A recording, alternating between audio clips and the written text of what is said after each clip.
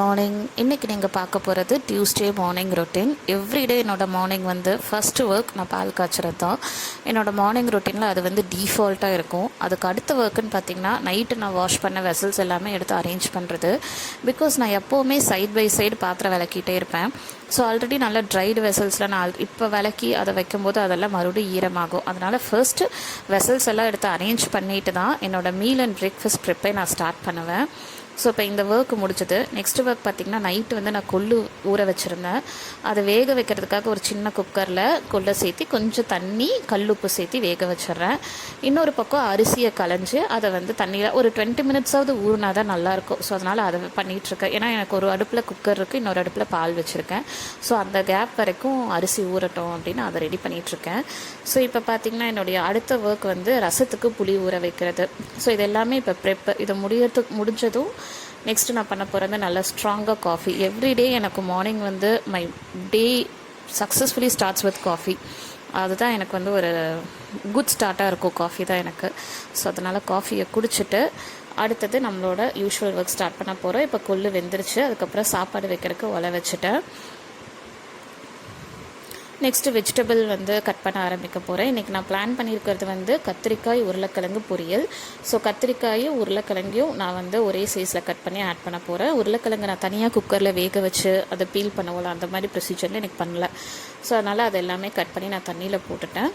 உருளைக்கிழங்குக்கான வெங்காயம், கொள்ளுக்கான வெங்காயம், அப்புறம் வந்து இட்லி தான் பிரேக்ஃபாஸ்ட் பிளான் பண்ணியிருக்கேன். அதுக்கு ஒரு சைடில் வந்து ஒரு குருமா ரெடி பண்ணலான்ட்ருக்கேன். எந்த வெஜிடபிள்ஸும் ஆட் பண்ணாமல் க்ளீன் குருமா.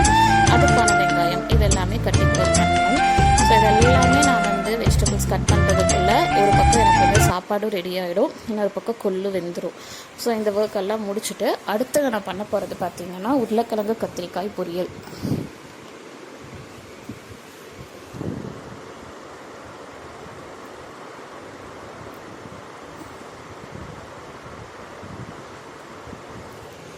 கொள்ளு பருப்பு அண்ட் கொள்ளு ரசம் வந்து நம்மளோட யூடியூப் சேனலில் ஆல்ரெடி ஒரு ஷார்ட்ஸில் நான் அப்லோட் பண்ணியிருக்கேன்.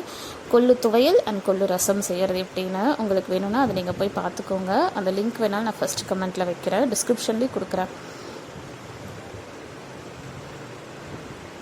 நெக்ஸ்ட்டு பார்த்திங்கன்னா ரைஸ் வந்து ஆட் பண்ணுறேன். இப்போ பார்த்துட்ருக்கிறது வந்து கொள்ளு துவையலுக்காக நான் வெங்காயம், பச்சை மிளகாய் இதெல்லாம் தாளிப்பு ரெடி பண்ணிகிட்ருக்கேன். இப்போ நீங்கள் பார்த்துட்ருக்கிறது வந்து உருளைக்கிழங்கு கத்திரிக்காய் பொரியல். இது வந்து ஆஸ் யூஷுவல் பொரியல் மாதிரி தான். ஜஸ்ட்டு தாளிப்பு, மஞ்சள் தூள், மிளகாத்தூள், என்ன வெஜிடபிள்ஸ் ஆட் பண்ணுறோமோ அதை ஆட் பண்ணி கொஞ்சம் தண்ணி விட்டு வேக வச்சிங்கன்னா உங்களுக்கு பொரியல் ரெடி ஆகிடும். இது தேங்காய் போட வேண்டாம். இதுக்கு இந்த மாதிரி செஞ்சாலே டேஸ்ட் ரொம்ப நல்லாயிருக்கும்.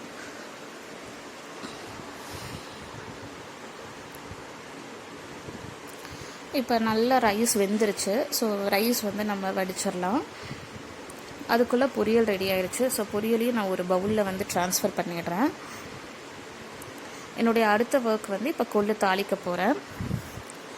கொள்ளு தாளிப்புக்கு ஜஸ்ட்டு ஒரு கடுகு, உளுந்து, பச்சை மிளகா, வெங்காயம் நல்லா வதக்கி ஆற வச்சுருவோம். கொள்ளு நல்லா வெந்தக்கப்புறம் தான் மிக்ஸி ஜாரில் போட்டு நம்ம நல்லா பேஸ்ட்டாக மசிக்க முடியும். அதனால் இது ஆறட்டும். அதுக்குள்ளே நான் வந்து இட்லி தட்டை ரெடி பண்ணி இட்லி ஊற்ற போகிறேன். Breakfast recipe. ஏன்னா ஆல்மோஸ்ட் லஞ்ச் ரெடி.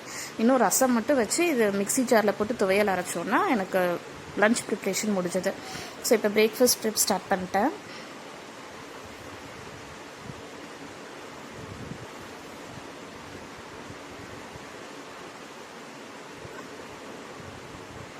ஸோ இப்போ கொள்ளு ரசத்துக்கு கொள்ளு வேக வச்ச தண்ணியை நான் தனியாக எடுத்துக்கிறேன். ஆல்ரெடி புளி ஊற வச்சுருந்தேன், புளி தண்ணியை அதில் ஆட் பண்ணிக்கிறோம்.